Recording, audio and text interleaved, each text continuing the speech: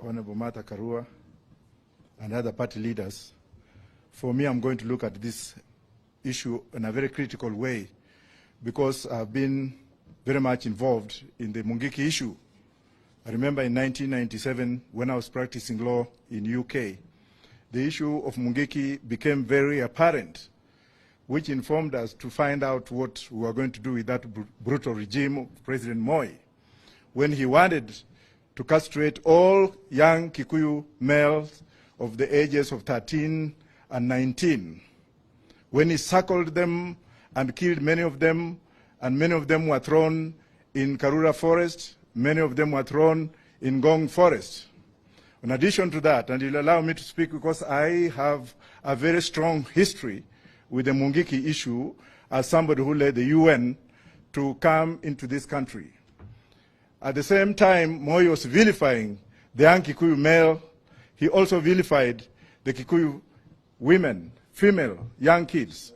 So I called Koigi Wamwere, who is still alive and who can verify this story. I invited him to come to London with the young Kikuyu males that had come in running away for asylum, and at that particular time, they had been denied asylum. So we had to lobby Kenneth Baker, who was the Prime Minister at that particular time.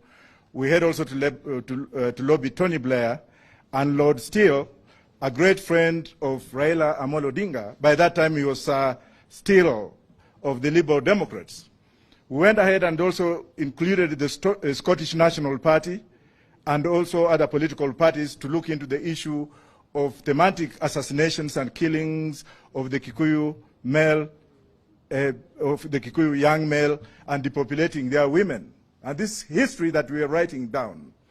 As a result of that, we lobbied the United Nations Human Rights Commission, of which they sent our special rapporteur, Professor Philip Sons, who came on a fact-finding mission in this country, and then he found out, what he found out was very appalling. He made his report to the United Nations in New York, and then the United Nations High Commissioner for Refugees in Switzerland came up with guidelines on how to treat asylum seekers from this nation, especially of the Kikuyu origin. And that's why we heard for the first time lots of them being given asylum in the UK. I went ahead and joined the then president of Ghana, Jerry Rawlings, whom we convinced to ship out some of these Mungiiki leaders. As a result of that, many of them were shipped to Mozambique, one of them being Ndunge Wariungi, who was shipped out with a Portuguese passport. You can find that out from him. And because of thematic and systematic killings, our lives were put in danger, save for James Orengo and Mheshimiwa Raila Odinga, who is sitting here, who came in London, made many trips in London to console with us with those particular families that had lost their siblings. I hold the former president accountable for the thematic elimination of the Kikuyu community, something that Gachagua is now repeating. And let me assure you that we are appealing to the British government not on cameras. I am appealing to the British government not on cameras, but we know what we are going to do. To ban those who are involved from stepping foot in Britain and EU, to ban those who are spearheading these semantic and systematic killings of young Kikuyu men and women from setting foot in Britain, in USA. And I can assure you that when I say it, I mean it. And I know what I'm talking about. And with Baba being here, and the other lawyers being here, and other leaders being here, I can assure you for free that we, having been outside the country, knowing the history of what the Kikuyus did for this country, of what the Kikuyus have done in the entire world, of what the Kikuyus have done to open up the economic development of this country, of how much money is brought in this country through Kenyans in the diaspora, many of them who originated from Mungiiki, many of them who remained outside, many of them who suffered, and thank God they have settled in the UK, they have settled in the United States, and they are bringing money in the country to improve the economy of this country. Yet some MFs are now taking advantage of political ramifications to kill them. Gachagua is just a small man. You may have the barrel of the gun.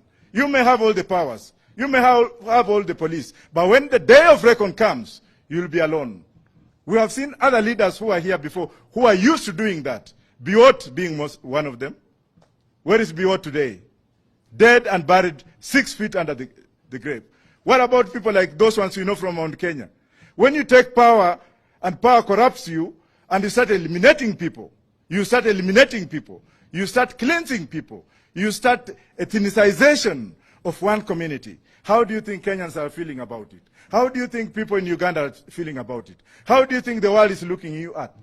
Kenya was very peaceful until recently when madness came in after stealing the elections. You want us now to come and work with you?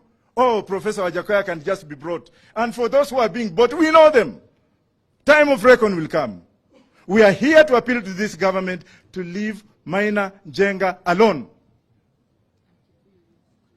Leave Maina Njenga alone, because you are just making a mole out of a mountain.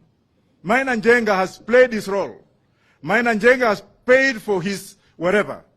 Why would you just take one man, shoot his wives, kill them, shoot at him, and then now you want to disperse those young men? They're hungry. When you see a lion, don't think it is a lion when you can put your finger in its mouth. Gachagua has just put his mouth, he has just put his finger in young men who are hungry, making Kikuyus to fight Kikuyus. How do you think other tribes in this country are feeling like? How do you think the Luos are looking at them? What about the Luyas and the Masais? Oh, Kikuyu sasa wameanza kupigana wenyewe kwa wenyewe. Kikuyus are very peaceful people. I have a daughter from that community. I have friends from that community. In the police, I've been promoted by people from that community. In the last general election, I was financially supported by people from that community. Please give me time. Please. I'm angry. Give me time, because this is something which is going right inside my soul. We cannot allow this. We shall never allow this. And for you who are here, who are related to members of the Kikuyu community, how do you feel when one man who is using taxes belonging to the Kenyan people, who wants to eliminate the entire society, you kill one Kikuyu, 10 are born every day. Moi tried that. Kill 5, 100 are born. These are like the Jewish people. You cannot eliminate. Muzungus tried and they failed. Thank you very much. I'm sure we will hear from the DAP party leader, Mheshimiwa Waziri wa Marwa.